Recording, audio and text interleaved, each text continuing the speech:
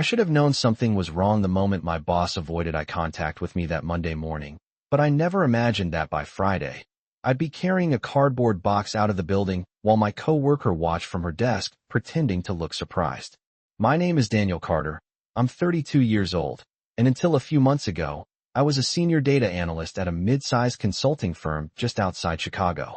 I'd been there for almost 5 years, long enough to survive 2 reorganizations, 3 different department heads, and more urgent Friday 4 p.m. requests than I could count. I wasn't flashy, I wasn't political, but I was consistent. I hit my deadlines, I double-checked my numbers, and I kept my head down. That was the kind of employee I thought managers appreciated. Megan Whitmore joined our team last fall. She transferred from another branch in Denver and was introduced as someone with strong leadership potential.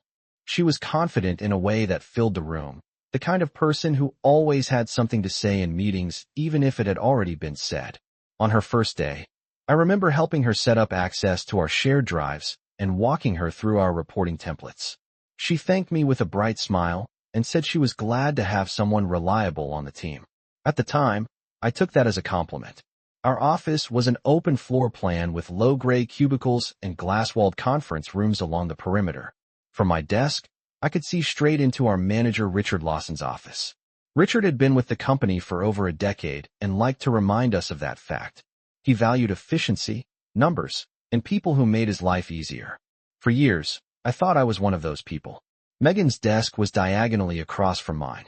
In the beginning, we worked well together. We were assigned to the same client account, a regional retail chain with over 50 locations across the Midwest. The data sets were massive, thousands of rows tracking sales per square foot, inventory turnover, seasonal trends. It was the kind of work that required precision. A single misplaced decimal could shift projections by tens of thousands of dollars. I showed Megan how I built my forecasting models in Excel, how I labeled every version clearly with dates and timestamps, and how I always saved backup copies on the secure server. She seemed impressed, maybe even grateful. But after a few weeks, I started noticing small things. During team meetings, she would rephrase ideas I had emailed earlier and present them as if they had just occurred to her. When Richard nodded in approval, she would glance in my direction for just a second, not long enough for anyone else to catch it, but long enough for me to feel it. The first time it happened, I brushed it off. It wasn't worth creating tension over something that could be a misunderstanding. Then came the jokes. Little comments delivered with a laugh. Careful, if Daniel builds the model, we'll need a PhD to read it. Or, don't worry, I'll simplify this so the client doesn't fall asleep. People chuckled. I forced a smile. I told myself she was just trying to build rapport. Office humor can be awkward, and I didn't want to be the overly sensitive guy who couldn't take a joke. Still, I began to feel a shift in the room. When deadlines approached, Richard started asking Megan for updates first, even on tasks I had initiated. If there were follow-up questions from the client, she volunteered to respond before I could finish my sentence. It was subtle, almost strategic. Nothing I could point to as outright sabotage, just enough to make me question my own perception. I remember driving home one evening, stuck in traffic on I-90, replaying a meeting in my head and wondering if I was imagining the tension. 5 years at that company had taught me that performance was everything. As long as the numbers were solid, everything else was background noise. So I doubled down. I stayed late, sometimes until 7:30 p.m., triple-checking formulas, documenting every change. If there was even a 1% chance something could be misinterpreted, I clarified it in writing. I thought that if I was careful enough, transparent enough, no one could question my integrity. Looking back now, I realized that while I was focused on protecting my work, I wasn't paying attention to the narrative forming around me. And in an office environment, perception can matter just as much as performance. The first time I realized something was shifting beneath my feet was during a Wednesday morning status meeting in early March. We were reviewing quarterly projections for the retail client, and I had spent the entire previous weekend refining the forecast model to account for supply chain delays and regional weather patterns. I walked into the conference room with printed summaries neatly stapled, confident in the work. Richard was already seated at the head of the table, scrolling through his tablet. Megan sat 2 chairs away from him, her laptop open, fingers resting on the keyboard as if she had been preparing for this moment.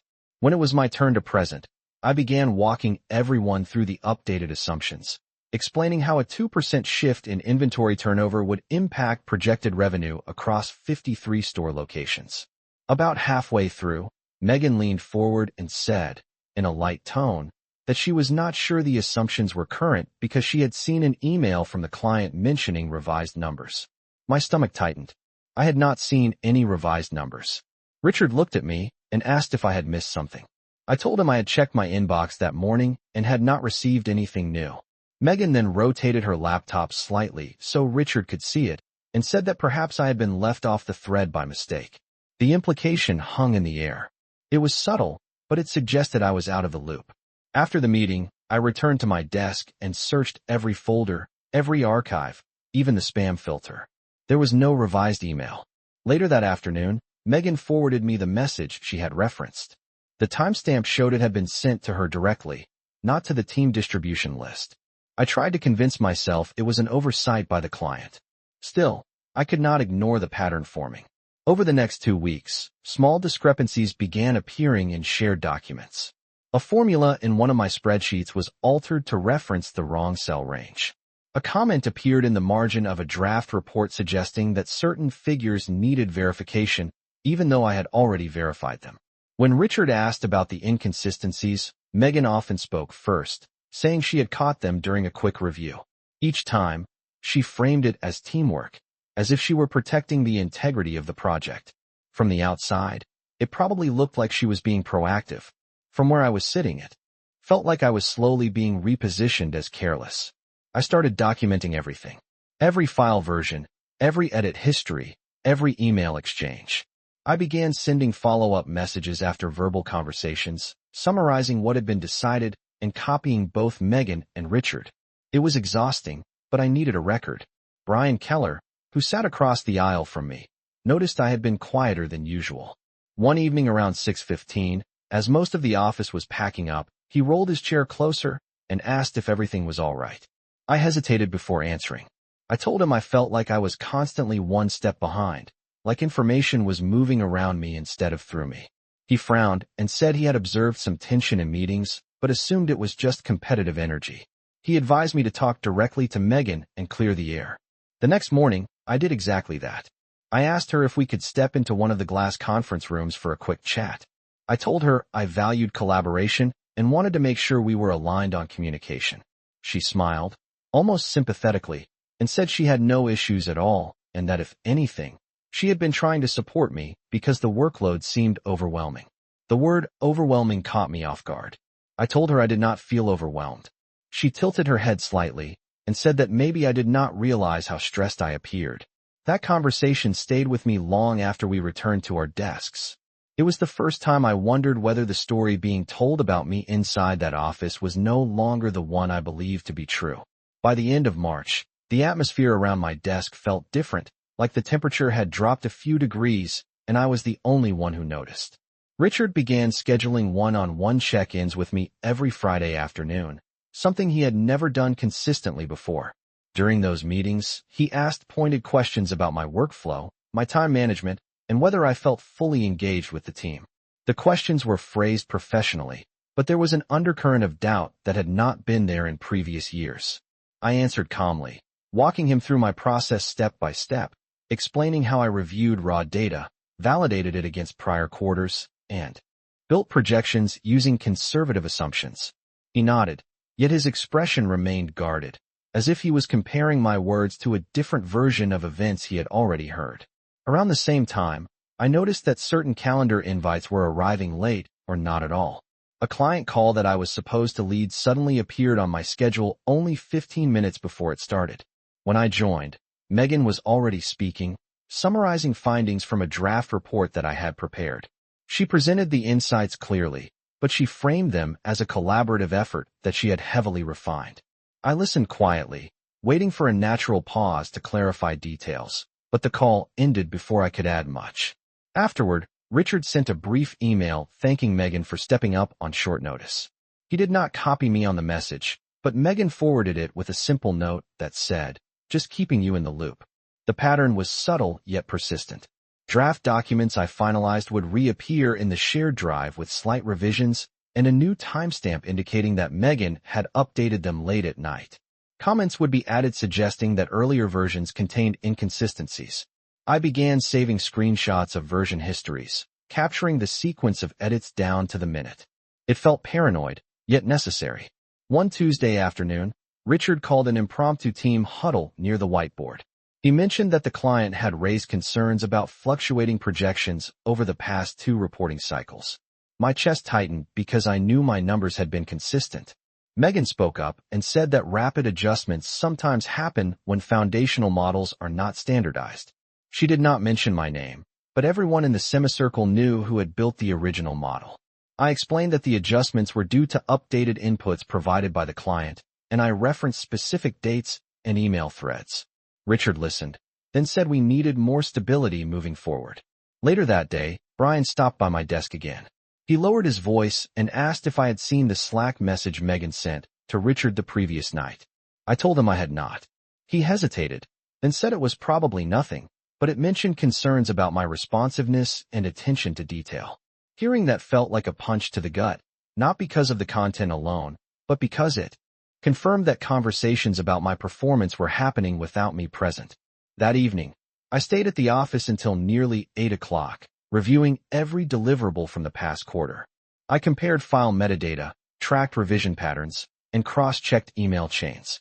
The deeper I looked, the clearer it became that small edits were being made after I submitted work, edits that introduced minor discrepancies. Those discrepancies were then highlighted as if they had originated from me. It was precise, almost methodical. I started to realize that this was no longer about simple miscommunication. It felt like groundwork was being laid, brick by brick, constructing a narrative in which I was unreliable. Driving home under the glow of highway lights, I asked myself whether I should escalate the issue to human resources or confront Richard directly with the evidence I had gathered. But without a single dramatic incident to point to, only a collection of small, technical anomalies, I worried I would sound defensive. So I made a decision that night to continue documenting everything, believing that if the truth was clear enough, it would eventually speak for itself. The turning point came on a Thursday morning in early April, a day that started like any other with coffee in a paper cup and a full inbox waiting for me at 8:30. Around 9:15, a calendar notification appeared on my screen for a 10 o'clock meeting with Richard Lawson, and Human Resources was listed as an additional attendee. My heart began to pound immediately, because in 5 years I had never been called into a joint meeting with my manager and Human Resources without prior discussion. The invite did not include an agenda. I tried to focus on my work for the next 45 minutes, but I could not ignore the steady tightening in my chest. When 10 o'clock arrived, I walked down the hallway toward the larger glass conference room near the corner offices. Inside, Richard was seated on one side of the table, and Linda Matthews from Human Resources sat beside him with a thin folder placed neatly in front of her. Megan was already there as well, sitting across from where I would be positioned. That was when I realized this was not a routine performance check. I took the empty chair and forced myself to maintain steady eye contact. Linda began, speaking in a calm, measured tone. She explained that concerns had been raised regarding discrepancies in recent client reports and potential data integrity issues. My ears rang slightly as she listed specific dates tied to the retail account projections. Richard added that the client had questioned fluctuations in projected quarterly revenue, and an internal review suggested that certain source files had been altered in ways that affected the outcome. I felt a wave of disbelief wash over me because I knew exactly how carefully I had documented every adjustment. I asked what specific alterations they were referring to. Linda opened the folder and slid a printed spreadsheet across the table. Sections were highlighted in yellow, showing formula references that pointed to incorrect data ranges. I recognized the file immediately, but the version number printed in the footer was not one I had finalized.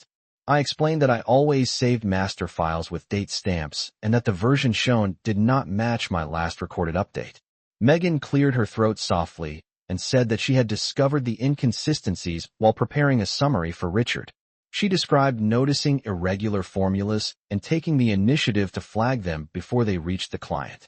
The way she spoke was composed and professional, as though she were reluctantly sharing unfortunate information. I felt heat rise to my face, not from anger alone, but from the realization that the narrative I had feared was now being presented as fact. Richard asked if I could explain why multiple versions of the file contained errors that required correction by another team member. I stated clearly that I had not introduced those changes and that the system logs would show a history of edits. Linda responded that information technology had reviewed metadata and observed that my user credentials were associated with the original file creation. That statement was technically true, but incomplete. I tried to explain that shared drives allowed collaborative editing and that timestamps alone did not prove responsibility for each modification. The room felt smaller with every sentence. Megan added that she had been increasingly concerned about my workload and responsiveness, implying that pressure might have led to oversight. Hearing my earlier private conversation reframed as evidence of instability made my stomach drop. I realized then that this was not simply a discussion about spreadsheets. It was an assessment of my reliability.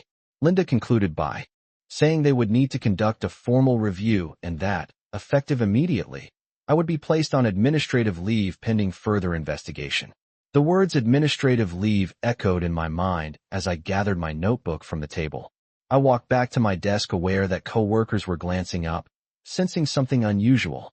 In that moment, the quiet groundwork that had been laid over weeks had solidified into an official accusation, and I understood that the situation had escalated far beyond subtle office tension. I spent the next 3 days at home staring at my laptop, refreshing my email every few minutes as if clarity might suddenly appear in my inbox. Administrative leave sounded neutral when Linda said it, but in reality it felt like suspension with an unspoken verdict already forming. My company-issued laptop remained in my possession, yet my access to shared drives and internal communication channels had been temporarily restricted. I could not log into the project management system, and my work email displayed a notification stating that certain features were unavailable during review. That alone felt like a quiet announcement that I was no longer trusted. On Monday morning, an email from Human Resources arrived requesting my presence at the office at 2 o'clock that afternoon for a final review meeting. The subject line was formal and direct. I drove in under gray skies, gripping the steering wheel tighter than I realized. The parking lot looked the same as it always had. Rows of sedans and pickup trucks lined up in neat order, but walking toward the entrance felt unfamiliar, as though I were approaching a building where I no longer belonged. At exactly 2 o'clock, I was seated once again in the same glass conference room. Richard sat across from me, his posture rigid. Linda was beside him with a thicker folder this time. Megan was not present. That detail stood out immediately. Linda began by stating that the internal review had concluded.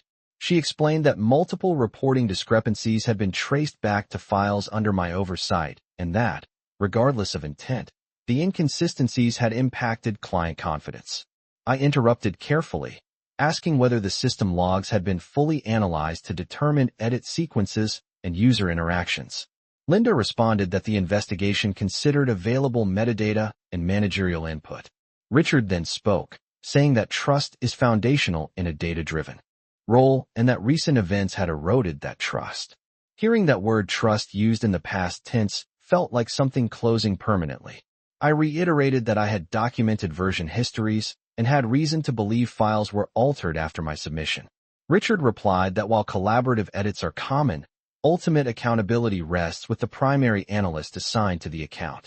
The conversation was calm, almost clinical, yet every sentence carried finality.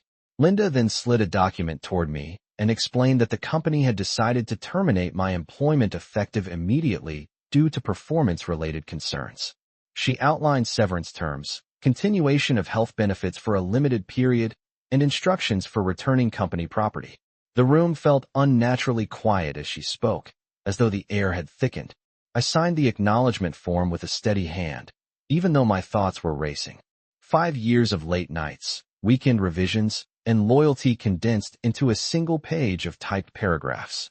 When the meeting ended, Linda walked with me to my desk so I could collect personal belongings. A small cardboard box had already been placed beside my chair. I packed framed photos, a coffee mug, and a desk plan I had kept alive since my first year. I could feel eyes on me from nearby cubicles, coworkers pretending to focus on their screens while trying to understand what was happening. Brian looked stunned when our eyes met, but he did not speak. Megan remained at her desk, typing with deliberate concentration. As I passed by, she glanced up briefly, her expression carefully neutral. I walked through the lobby carrying that box, the automatic doors sliding open with a soft mechanical sound. The late afternoon air felt colder than it should have for early April. Standing beside my car, I realized that the narrative constructed over weeks had achieved its intended outcome. I had lost my job not because of a single catastrophic mistake, but because a steady stream of doubt had reshaped how others perceived me. And in that moment, I felt a mix of disbelief and determination, because deep down I knew the story was not finished yet. The first week after losing my job felt unreal, like I was watching someone else's life unfold from a distance. I updated my resume, reached out to a few industry contacts, and tried to maintain a routine so I would not spiral into frustration. Still, every quiet moment brought me back to the same question. How had the evidence turned so completely against me? I kept thinking about the version histories, the timestamps, the subtle edits that appeared after I submitted final drafts. Something about the investigation did not sit right with me. 3 days after my termination, I received a text message from Brian. It was simple and cautious, asking if we could talk privately. We agreed to meet at a coffee shop about 10 minutes from the office, a place we had visited a few times during lunch breaks. When I arrived, he was already seated in a corner booth, looking around as if to make sure no one from work had followed him. He told me he felt uneasy about how quickly everything had escalated. According to him, after I was placed on leave, Megan had taken full control of the retail account and had been working closely with Richard to stabilize the reporting process. Brian said he had overheard a conversation between Megan and someone from information technology about shared drive permissions. That detail immediately caught my attention. I asked him to explain. He said that about 2 weeks before the investigation began, Megan had requested expanded editing access to certain archived folders, claiming she needed to reorganize historical files for efficiency. At the time, it did not seem suspicious because cross-collaboration was common. However, Brian remembered that the timing aligned closely with when discrepancies started appearing in my reports. My pulse quickened as he spoke. I asked if there was any way to confirm what changes were made and by whom. Brian hesitated, then admitted that he still had access to some system logs for the project because he assisted with occasional data pulls. He could not access everything, but he might be able to see edit sequences tied to file identifiers rather than just the final metadata summary that management reviewed. Later that evening, he sent me a screenshot from his personal email. It showed a detailed log entry for one of the highlighted spreadsheets from the investigation. The sequence indicated that the file was created under my credentials, which made sense because I built the original model, but it also showed multiple subsequent edits under Megan's user account within a narrow time frame, including changes to formula ranges that matched the inconsistencies cited in my termination meeting. My hands trembled slightly as I enlarged the image on my screen. The timestamps were precise down to the minute. Even more striking was that some of Megan's edits occurred late at night, after she had emailed Richard claiming to have caught errors earlier that same day. The pattern was no longer subtle. It suggested that the discrepancies were introduced after my finalized versions had been saved. I felt a surge of clarity mixed with anger, not because I had been wronged in a dramatic way, but because the narrative had been deliberately engineered. Brian warned me to be careful. He said that sharing internal logs could put his own position at risk, and he did not want to become involved in a conflict. I assured him I would handle any next steps cautiously. That night, I organized every screenshot, every saved email, and every version history I had documented over the past month. For the first time since walking out of the building with a cardboard box, I felt something shift inside me. The situation was no longer a vague sense of betrayal. It was evidence. And evidence meant that the story being told about me could still be challenged. For the next 2 days, I treated the situation like a forensic project. I created a timeline on my personal laptop, mapping out every key date from the moment Megan joined the retail account to the day I was terminated. I cross-referenced Brian's screenshots with the email threads I had saved and the version history images I had captured before losing system access. Patterns began to emerge with uncomfortable clarity. Each time a discrepancy was later highlighted in a meeting, there was a corresponding edit in the log showing Megan accessing the file shortly after I had saved what I believed was the final version. In several cases, her edits occurred within a window of less than 30 minutes before she sent Richard a message raising concerns about inconsistencies. That sequencing was critical. It suggested not only involvement, but orchestration. I knew that if I was going to challenge the decision, I needed to present this information carefully and professionally, not emotionally. I drafted a detailed letter addressed to Linda Matthews in Human Resources and copied Richard Lawson. In the letter, I outlined specific file names, timestamps, and the order of edits, explaining how the metadata previously cited in the investigation did not reflect the full edit history. I avoided accusations. Instead, I framed it as a request for a more comprehensive technical review, emphasizing that my professional reputation had been impacted by incomplete analysis. Before sending it, I reread every sentence to ensure the tone remained factual and measured. Once the email was sent, I felt an uneasy mix of relief and anxiety. Less than 24 hours later, I received a response from Linda acknowledging receipt of the information and stating that the company would review the additional materials. There was no admission of error, only a formal assurance that the matter would be examined. 2 days passed with no update. Then, on the following Monday morning, my phone rang. The caller identification displayed the company's main office number. I stepped outside onto my apartment balcony before answering. It was Linda. Her tone was noticeably more serious than in previous conversations. She informed me that the Information Technology Department had conducted a deeper audit of the shared drive logs in light of the documentation I provided. According to her, the expanded review revealed that several of the formula changes cited in my termination had indeed been introduced under Megan's user credentials after my original submissions. She did not say the word mistake, but she did say that the initial review had relied on summary metadata rather than granular edit logs. I listened quietly as she explained that an internal compliance review had been initiated to determine how the oversight occurred. She also stated that the company was evaluating next steps regarding my employment status. After the call ended, I stood there processing what had just happened. The evidence I had painstakingly organized had forced the company to confront inconsistencies in its own conclusion. Later that afternoon, Brian sent me a brief message saying that there had been an unexpected meeting between Richard, Megan, and senior leadership. He did not know the details, but he described the atmosphere in the office as tense and unusually quiet. For the first time since the accusations began, I sensed the direction of pressure shifting.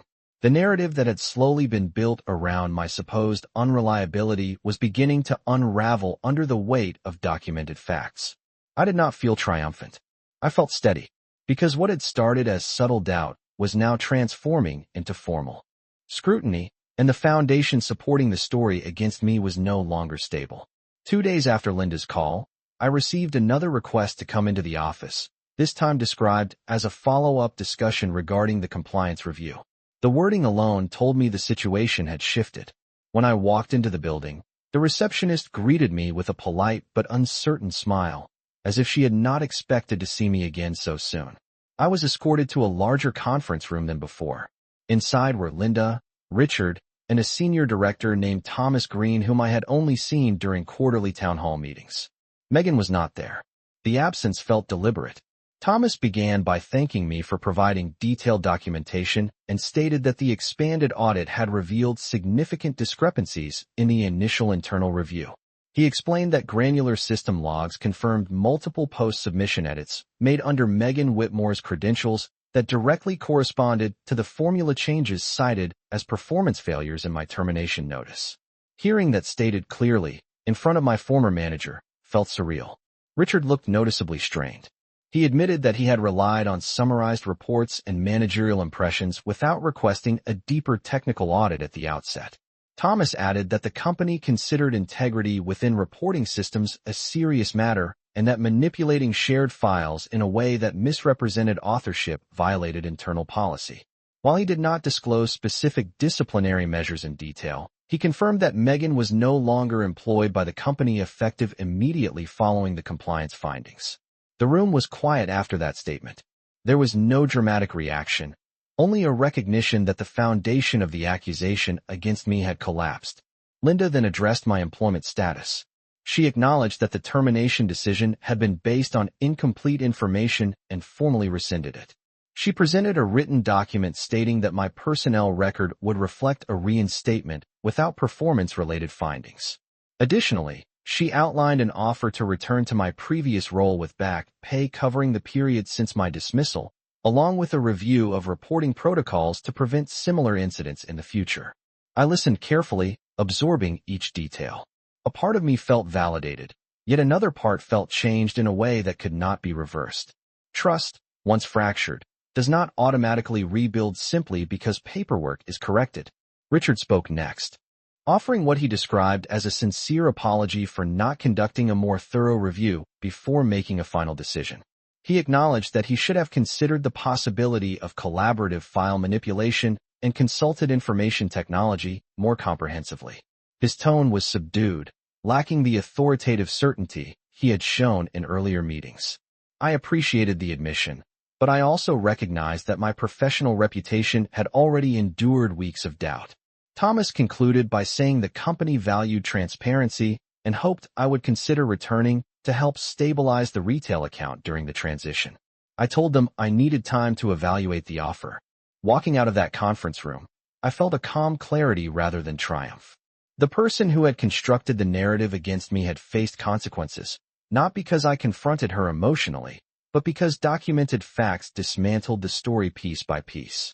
As I stepped into the parking lot once again, I realized that while my job had been restored on paper, my perspective on the workplace had fundamentally shifted. The situation that began with quiet insinuations had ended with formal accountability, and the reversal was rooted entirely in evidence that could not be ignored. That evening, I sat at my kitchen table with the reinstatement letter in front of me and my laptop open to a different email thread entirely. 3 days earlier, before the compliance review concluded, I had interviewed with a technology consulting firm based in downtown Chicago. The interview process moved quickly because one of their senior analysts had unexpectedly relocated, and they needed someone with immediate experience managing large retail data sets. When I walked into that interview, I carried the weight of being recently terminated, but I also carried 5 years of proven results and a detailed understanding of reporting systems. I had been honest about my situation, explaining that there was an ongoing review regarding discrepancies I believed were inaccurately attributed to me. Instead of seeing it as a red flag, they seemed impressed by the way I described documenting version histories and protecting data integrity. The afternoon after my meeting with Thomas Green, I received a formal offer from that firm. The base salary was 12% higher than my previous position, and the role included clearer reporting structures with stricter access controls for shared files. Reading through their benefits summary, I realized something important.